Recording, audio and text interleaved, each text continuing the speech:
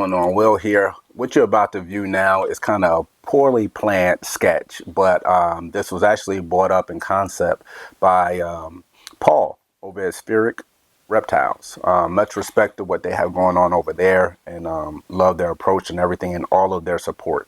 Amazing couple down there. We really love what they have going on. But this skit is going to be interesting, a little fun, and let's get into it.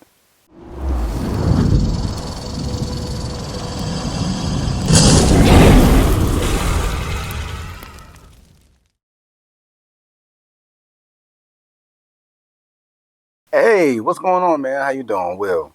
Hey, bro, what's going on, man? My name is Charles Thompson, and I appreciate you taking my call. Cool. Yeah, nice to meet you. Yeah, so, I own ABC Reptiles, and we deal mostly with ball pythons. We've been following you guys for a very long time. Just to give you something to kind of go off of, I have no children. I've worked at my job for 10 years.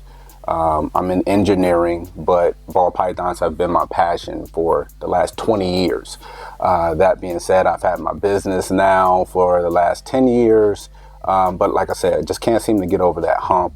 The passion is there. I really enjoy it. I see what you're doing all over social media. That's where I'm lacking at. I think that we can kind of build off each other, especially since, I kind of have the tenure of been doing this for the last 10 years and having reptiles for the last 20. So I think we can kind of add to both of our platforms, both our brands, and merge as one and be successful. Nice to meet you. We're just trying to do our best, man. We're really getting started. We're so new to it, and we're doing a lot of research in this market, in this game, and we really are interested in hopefully the longevity.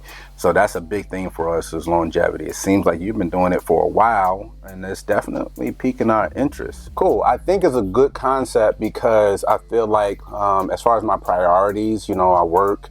I'm a very hard worker, but this is my passion, and I've been doing this for the last 10 years, literally going hard at it. I'm doing my thing, but I just can't seem to get over that hump to the next level. I was wondering what will we have to do to figure out how we can actually work together, not on projects, but literally like merging both our businesses together. So things that you may not do well and I do well, or vice versa, and we can kind of succeed as a whole. Let's go head over to the attorney's office and, sign off on this contract. Awesome, dude. Awesome. Man, you just blew me away. I'm so happy that we're going to do this. I'm telling you, it won't let you down, man. We're going to do our thing, and we're going to blow up even bigger. I'm so eager to learn from you. I have a lot of things to kind of talk about with projects and things that we do here in-house over here. And I'm super stoked. Let's get into it. Hi, my name is Melissa. I'll be your attorney today to set up your partnership. The base rate is $1,000. So we just need kind of a simple contract saying that basically I'm going to be 100% invested into the company. Mr. Washington and his wife is going to be 100% invested into the company, and basically saying that, hey, we're going to establish this business as a whole. We're going to have this whole list that's already going to be pre-made for you to kind of go down. And it's pretty much a guideline saying if either one of us kind of renege on this contract, that we're liable for the other person's damages. So again, I know it's a blanket statement. And we're just putting a total value of both businesses being $50,000 in total. We both have a lot invested in this business, and we're merging them together. So if one of us was to default on a responsibility, we'll come back to you and try to rectify some things between each other. And if all else fails, we'll have to dissolve the business. Sign here. Sure, sign right here.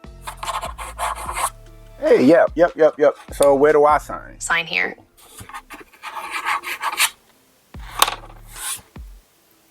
Awesome. Hey, man, I'm very happy, very excited for this partnership and for this deal to go through, man. And hey, the sky's the limit now. And now we have a lot more guidance, a lot more resources, dealing with someone who's kind of vetted in the industry and been doing this for a while. So let's get into it. 1 year later. Hey, Will, what's going on, man? What's up, bro? What's going on? Man, we've been rocking out for a while now. And I'm super, super appreciative of everything that kind of you've shown me. And I know you're appreciative of the things I've shown you. Got some issues though. First issue is, girl I just been dating for 6 months. We decided to get married and we're going to move. So we're going to be leaving this area. On top of that, I lost my job. So I'm going to have to shut down and part ways from the business. Hey, I mean, I hear what you're saying, but we had a deal. You know what I'm saying? We got a detailed contract between us. You told me that you were locked in it for the long run. I mean, I understand, having a girlfriend or a wife and fiance, and, we do this full time. We don't, have, other things pulling at our coattails. This is something that we took serious from the very, very get-go. I wish you would have expressed your lack of intent to see things through at the beginning, and we would have never got into this with you, man. I know. I understand, but life happens, so the way I figured is you have your collection, I have my collection. There's things I've been working on. There's things you've been working on. We've, sent snakes back and forth. We've invested, money after money after money on both parts. But at this point, I mean, I don't have anything to really fall back on, and life is just moving a little too fast for me at the time. And I don't see myself getting back into reptiles, so I'm going to sell off my entire collection and see what goes from there. Well, man, I'm going to have to take you to court, man. You're going to have to reread the contract we signed off on, man. You're going to have to pay up. You're going to have to pay for the losses that we're taking. You're going to have to pay up for the time that we put into this partnership, this growth that we've had together. And now you're taking pretty much half of the business, half of the growth, half of the production away. And we're kind of left stuck holding the bag. So, yeah, we're definitely going to have to take you to court, man. We're going to have to sue you, man. It is what it is. Unless just pay up. It is what it is. $50,000? No, obviously I just lost my job. So I don't have the money to, pay that to you for, messing up the deal. I mean, it just really boils down to is I can't do this anymore. So, hey, deal with it. I mean, you can't get nothing from nothing. So, I mean, you can kind of get it the best way you can, I guess. Anyway, I'm not even going to waste your time anymore with conversation.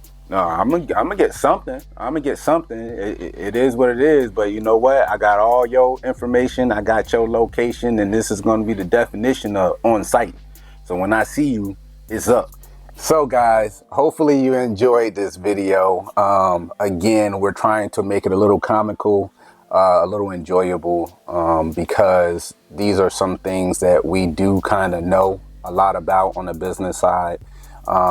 Having previous businesses and being somewhat successful at the business side. And a lot of people think that contracts kind of really hold you into certain things. And it does to a certain extent. Again, it's loosely kind of putting information out there so you'll be aware of these things. Things are different state by state, depending on where you are. Even binding contracts, you have it like here. You sign, in this scenario, a bonding contract, even if you put a value on that contract for $50,000 and one party decides to default or either by choice or not. At the end of the day, that party, yeah, they're responsible for that. But as you see, the attorney was very happy to make their money. They made their $1,000 pretty much going through a notary and signing off on these documents. But, upon return to that attorney, you saw what happened, switching over the wheel. You saw what happened. She was very, very helpful, but at the same time, she has a job to do. And, the money you're paying these attorneys is putting food on their table. So not only did she have the $1,000 that she made from doing the job on that deal, but then to retain her to actually execute the deal, that the contract that was on table, you're going to have to go back to court. You're going to have to go before a judge. You're going to have to get people subpoenaed. You're going to have to get investigators. All of this is going to be finances. All of this, you're going to have to pay up a retainer to possibly retain that lawyer that you already have. So, I mean, if you're already winning business with someone, you don't have the upfront money to kind of facilitate an entire business, as a self-ownership type of situation.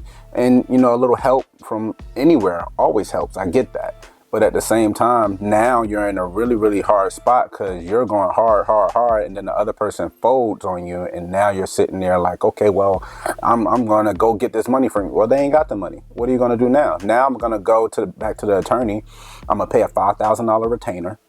And the attorney is now going to do her job, pay all the different people to investigate and all this other stuff. And at the end of the day, you may be successful. And success looks like different things. That person don't have a job. That person don't have the money.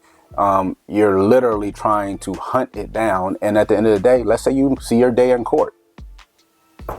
You win. All right. You done pay $5,000. You pay $500, which is half of the $1,000 to set up everything, whatever else funds you done put into it, and the verdict is in your favor. And now, at the end of the day, your ex-partner, he's in his home, he's living his life, who knows what's going on with them, and okay, you're the winner, the plaintiff, you're the winner. Now they put a lien on his property. Does that mean, oh, now you take his house? No, that's what I said, state by state, it depends. You now put a lien on his house. Well, what happens if that's the house he's going to sit in for the next 20, 30 years? What if he doesn't and has no intentions on selling that home?